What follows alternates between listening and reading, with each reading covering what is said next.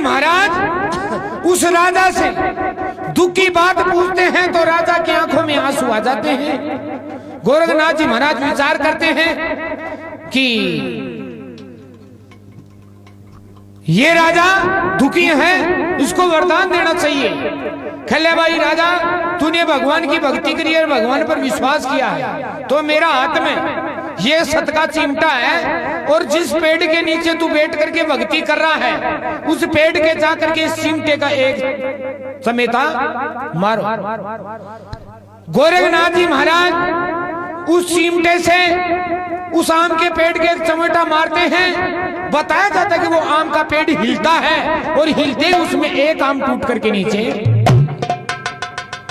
गिरते हुए को धुने की बबूती में लपेट करके राजा का हाथ में दे देता है कि राजा, भगवान की मर्जी यही है कि तेरी रानी की कोख से एक ही बालक का जन्म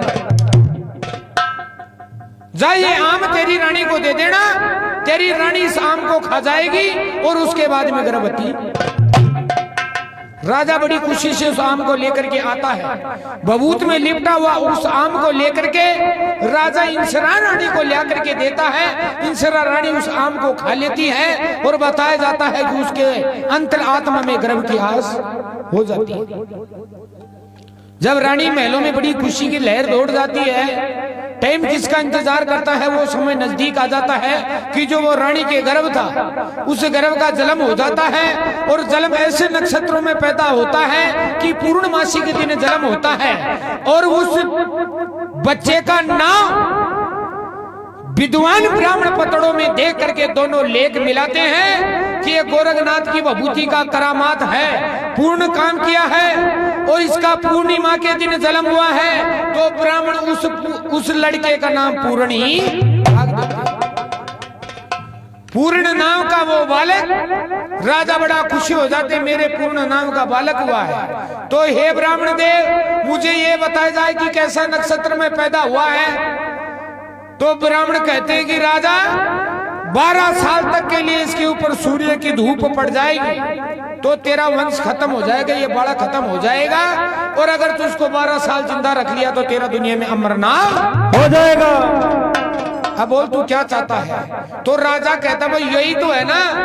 तो राजा उस पूर्ण के लिए गुप्त महलों में पढ़ाई की व्यवस्था कर देता है, शिक्षा की प्राप्ति कर देता है और गुप्त महल के अंदर पूर्णमल को 12 साल तक की शिक्षा प्राप्त।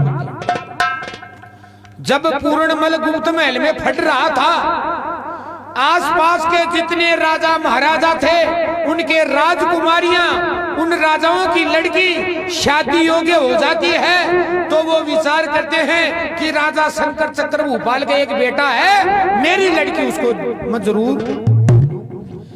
हर राजा एक एक परवाना लिख लिख करके एक नाई ब्राह्मण के द्वारा भेज देता है और राजा शंकर चक्र भूपाल उस परवाना को लेकर के पूर्ण के उस गुप्त महल में जाता है और पूर्ण साफ साफ इनकार कर देता। पिताजी मैं शादी नहीं करूंगा, मुझे शादी नहीं करनी है, मुझे शादी से मोह नहीं है और मैं बाहर की दुनिया देखा भी नहीं, बाहर आकर के सोच विचार करूंगा मेरे को क्या करना है क्या नहीं, साफ इनकार कर देता है। बड़े विद्वान लोग गाकर के बताते हैं, बड़े विद्वान लोग बताते हैं कि पूर्णमल की 360 सगाई आई थी और पूर्णमल के इनकार करने से वो सगाई तोड़ दी गई थी।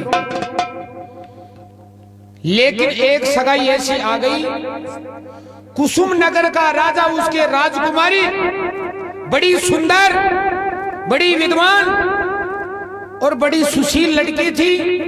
उसके विचार थे कि राजा शंकर चक्र भूपाल का लड़का गुप्त महल में पढ़ाई पढ़ रहा है, बड़ा विद्वान होगा, संतों के वरदान से हुआ है, योगियों के वरदान से हुआ है, तो उसका नाम होगा तो मेरी पुत्री का भी नाम होगा।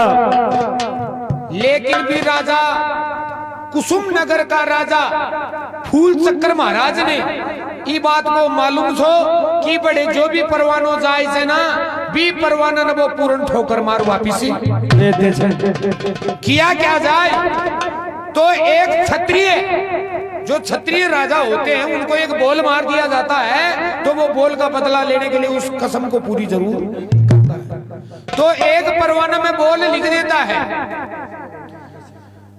जिस राजा ने अपनी माँ का दूध पिया हो, जिस राजा ने अपनी क्षत्रिय माता का दूध पिया हो, छत्राणी की औलाद हो, वो मेरे राज दरबार में आए और मेरा लड़की का स्वयंवर कर रहा हूं, उसकी शर्त पूरी करके ब्याह करके ले जाए।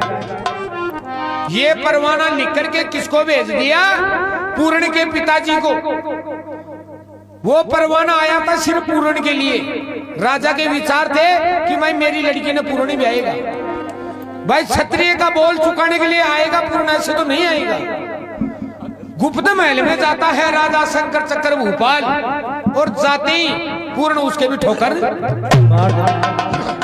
खन्ना। तो मैं भी की शर्ता न मानू, मन ध्यान नहीं करना के शर्त रख रही थी, और नहीं मन पिताजी लड़किया सु शादी सु कोई मुझे मोह नहीं है, ठोकर मार देता है। लेकिन राजा शंकर चक्र भूपाल, राजा शंकर चक्र भूपाल भी का नाम को परवानो, शालकोट नगरी को परवानो, अगर वो सुनो रह जाए तो राजा की बड़ा बड़ा राजा में नाक हट जाए। राजा ने विचार किया कि मेरा बेटा तो जाएगा नहीं, क्यों ना मैं ही चले जाऊं, भाई मेरे को तो बोल का बदला चुकाना है, मैं इस परवाना को लेकर के इस बोल को पूरा करने के लिए जाऊंगा, क्योंकि मैं क्षत्रिय हूं, मेरा क्षत्रिय का धर्म है। राजा शंकर चक्र भूपाल पूर्ण का बाप उस कुसुम नगर के अंदर चला जाता है फूल चक्र महाराज। फूल चक्र महाराज की बेटी का नाम था लूणा दे।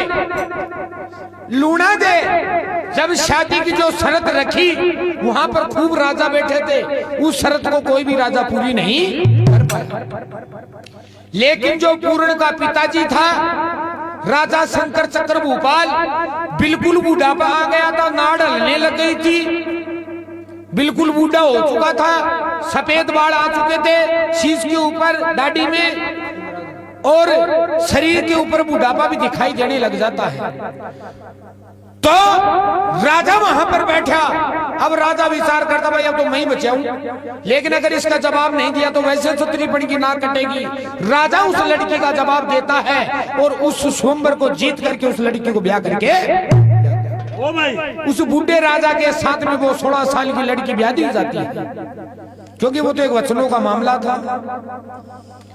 राजा उसी लूणा दे को महल में लाया, लाते ही रास्ते में डांट दिया, भाई डट। कहते क्या? कहते मेरी बड़ी रानी आएगी और वो तेरा आरता करेगी। अतरी बात सुनी वा छोट की रानी भी तन बदन में आग। अरे महाराज तेरो पहली ब्याह वो वीडियो से मन तो मालूम ही कौन सो, और तेरे घर पहली घराली से। कहते बिल्कुल है। तो को तो मैं उसे आरता नहीं कराऊंगी, वह तो मेरे सामने आनी नहीं चाहिए।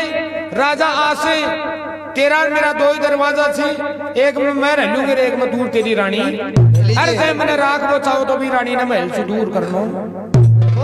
लेकिन वह पहली बार आई, एक राजा ने अपनी राज की बातें कुछ बचाने के लिए गुप्त तरीके से उस रानी के लिए अलग व्यवस्था कर देता है, और उस रानी के लिए अलग व्यवस्था। समय संजोग ऐसा आ जाता है कि वो पूर्णमल की 12 साल भी पूरी हो जाती है, जो गुप्त महल में पढ़ाई हो रही थी। पूर्णमल की 12 साल पूरी होने से उसके विद्वान गुरु थे, वो कहते हैं कि पूर्ण अब तेरी 12 साल पूरी हो गई, जाओ तुम तुम्हारे माँ बाप के दर्शन, जाओ महल में जाओ, आप अपने माँ बाप के साथ रह सकते हो। पूर्ण क्या करता है?